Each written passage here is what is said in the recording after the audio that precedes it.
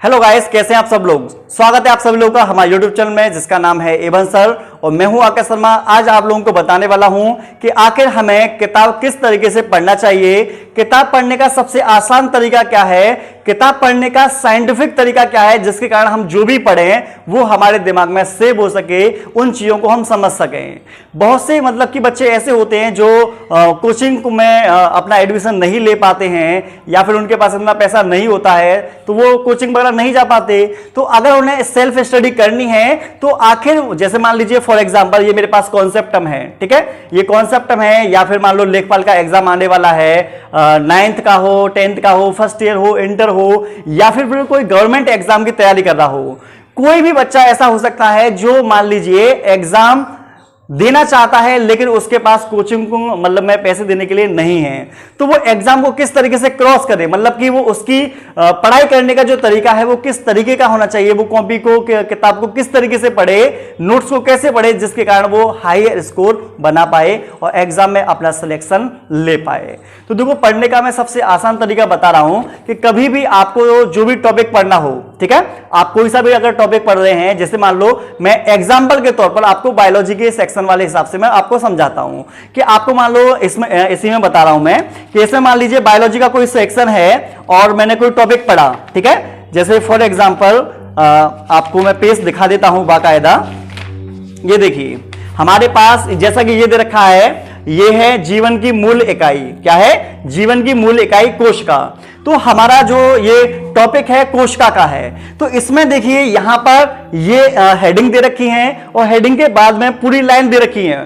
तो आप जब भी क्वेश्चंस जैसे मान लीजिए जब भी किताब को पढ़ें तो आप अपने पास हाईलाइट लेकर जरूर बैठा करें।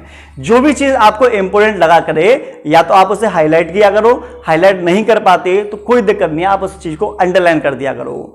पहला काम आपको यह करना है कि जैसे मान लो कोई टॉपिक है, जैसे मान लो मैं इसमें बता रहा हूं कि इसमें दे रखी एक हेडिंग है प्रोकैरियोटिक कोशिका, ठीक है, और यूकैरियोटिक कोशिका। तो जैसे मान लो आपने पहले प्रोकैरियोटिक कोशिका पढ़ा तो आपको क्या काम करना है, एक बार में कोई भी जैसे कोई भी मैं बता रहा हूं कोई भी सब्जेक्ट हो एक बार में पूरा नहीं पढ़ना होता। आपको क्या काम करना होता है, छोटे छोटे सेक्शन बनाने होते हैं उसके। आप कम से कम 8 लाइन का या 10 लाइन का या 15 लाइन का एक एक सेक्शन या फिर एक एक हेडिंग को देखा करो। एक हेडिंग आपकी हो गई, उस हेडिंग में जो जो इंपोर्टेंट चीज है आप उसे अंडरलाइन करो और उसी एक हेडिंग को पहले एक बार मतलब पूरा पढ़ लो, दूसरी बार में और स्लो पढ़ो, तीसरी बार में उसमें क्या काम करो, तीसरी बार में आप उसमें अंडरलाइन कर लो। उसको करने के तुरंत बाद आपको क्या काम करना है, फिर आपको जाना है क्वेश्चंस की तरफ। किधर जाना है? क्वेश्चंस की तरफ। उससे रिलेटेड आपको फिर प्रश्न देख रहे हैं, ठीक है, प्रश्न देखने हैं। जो प्रश्न आपके हो जाए उन पर टिक लगा लो, जो प्रश्न ना हो पाए फिर दोबारा क्या काम करना है, उसी थ्योरी पर जाना है और उस थ्योरी पर देखना है आप लोगों को कि वो कौन सी चीज है जो आपने थ्योरी पढ़ी उसके बाद में भी आपके समझ में नहीं आई। मतलब कोई प्रश्न नहीं हो पा रहा, अगर नहीं हो पा रहा इसका मतलब यही है कि आपकी जो थ्योरी है उसमें कहीं ना कहीं अभी कमी रह गई है, कहीं ना कहीं आपको और उसका रिवीजन करना बाकी है, तभी आपकी वो स्किप हो रही है। तो आपको इस तरीके से पढ़ना है। इस तरीके से का मतलब ये हो गया कि आपने पहले थ्योरी पढ़नी है, थ्योरी में पूरा पैराग्राफ नहीं पढ़ना, छोटे छोटे सेक्शन बनाने हैं, अंडरलाइन करना है, उससे रिलेटेड क्वेश्चंस करने हैं। जब आप ऐसा कर पाते हैं तो उससे फायदा यह होता है कि तुरंत के तुरंत आपके क्वेश्चंस हो जाते हैं और तुरंत के तुरंत आपके अगर कोई भी डाउट रहता है तो उसको आप तुरंत हेडिंग के पास जाकर तुरंत उस टॉपिक के पास जाकर देख सकते हैं।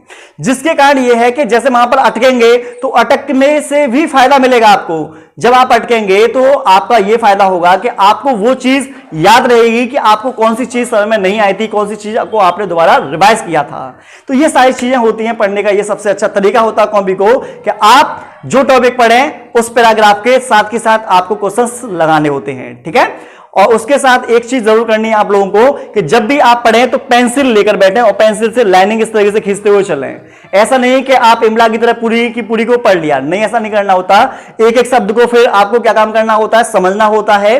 जो शब्द समझ में नहीं आता उस शब्द को समझने की कोशिश करो, चाहे आप अपने फ्रेंड की सहायता से या किसी टीचर की सहायता से समझो, लेकिन उसको वहीं पर आपका जो डाउट है डाउट को क्लियर जरूर करो, ठीक है। डाउट को क्लियर करने के लिए आपके पास यूट्यूब हो सकते हैं, टीचर है, फ्रेंड है, बहुत से माध्यम हो सकते हैं। लेकिन आपको जो मैंने जो तरीका बताया है ये तरीका काफी इफेक्टिव है।